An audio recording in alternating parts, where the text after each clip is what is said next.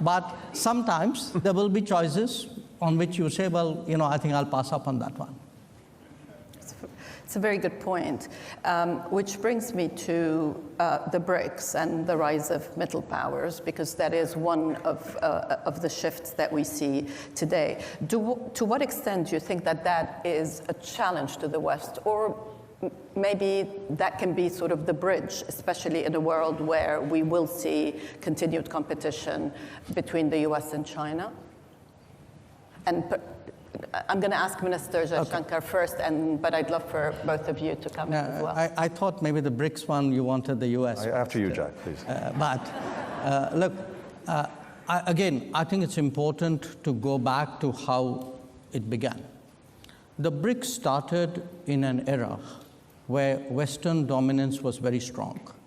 The premier gathering of the world was the G7.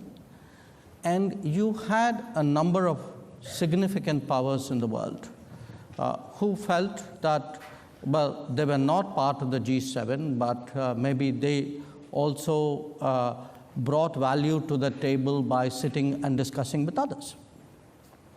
So in a sense, you had a collection of these countries. It was originally 4. South Africa joined later. If you look at it, it's a very interesting group because it's geographically as disparate as it can be. Yet it is bound by the fact that these discussions we've had over a decade and a half have been very useful for all of us. Now, like any product, you test it in the market at some point. We tested it last year and asked people, so how many of you want to join BRICS? And we got almost 30 countries who were willing to join BRICS. So clearly, if 30 countries saw value in it, there must be something good we've done. So I think it's important today to make a distinction between being non-West and anti-West. Mm-hmm. I would certainly characterize India as a country which is non-West, but which has an extremely strong relationship with Western countries, getting better by the day.